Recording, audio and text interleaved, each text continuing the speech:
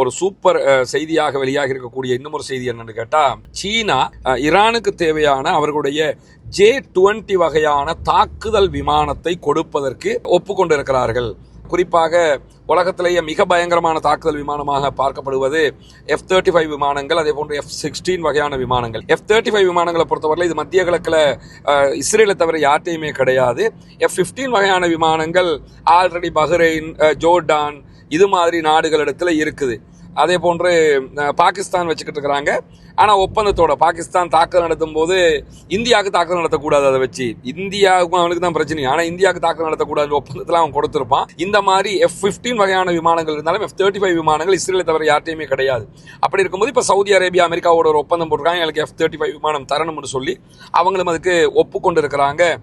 இஸ்ரேலை நீங்கள் தாக்கக்கூடாது என்கிற மாதிரியான சில ஒப்பந்தங்களை பொறுத்து அது கொடுக்கப்படுகிறது என்கிற செய்திகளை நம்ம ஆல்ரெடி பார்த்துருக்கிறோம்.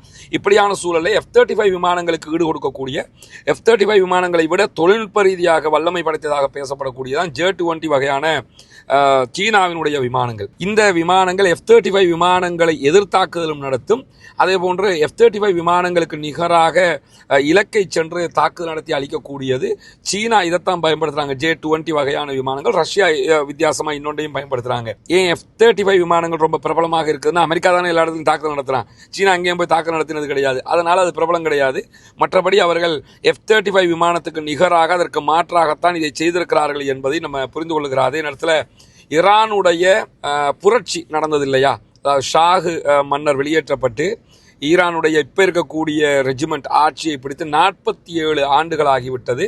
IRGC உள்ளிட்ட பல இராணுவ பிரிவுகள் உருவாக்கப்பட்டு 47வது ஆண்டு நினைவு தினத்தை நேற்றைய தினம் ஈரான் முழுவதும் கொண்டாடினார்கள். ஈரானுடைய தூதுவராலயங்கள் வெளிநாடுகளில் பல நாடுகளிலும் கொண்டாடப்பட்ட நிலையில் ஈரானில் நடைபெற்ற நிகழ்வில் பேசிய ஈரானுடைய ஜனாதிபதி மசூத் பெசக்ஷியன் அவர்கள், அணு ஆயுதத்தை நாங்கள் தேடவில்லை, அணு ஆயுதம் எங்களுக்கு தேவையில்லை, ஆனால் நாங்கள் யுரேனியத்தை எங்களுடைய தேவைக்காகத்தான் செறிவூட்டி கொண்டிருக்கிறோம், எங்களுக்கு பவர் பிளானட்டுகளுக்கு தேவைக்கு தான் நாங்கள் பண்ணிக்கிட்டு இருக்கிறோம், எனவே நாங்கள் ஒரு ஒப்பந்தத்துக்கு வருவதற்கு தயாராக இருக்கிறோம் என்கிற செய்திகளையும் நேற்று அவருடைய உரையில் வெளியிட்டிருந்தார். எனவே சமாதான பேச்சுக்களுக்கு ஈரான் தெளிவாக வாயில் கதவுகளை திறந்து வைத்திருக்கிறது என்பதுதான் அதனூடாக தெரியக்கூடிய நிலையில ஈரானுடைய ஹொர்முஸ் ஜலசந்தி பகுதிகளில் இருந்து முடிந்த வரைக்கும் கப்பல்கள் பயணிப்பதை தவிர்த்து கொள்ளுங்கள், விலகி நில்லுங்கள் என்கிற செய்திகளை அமெரிக்கா இன்றைக்கு வெளியிட்டிருக்கிறது. இதெல்லாம்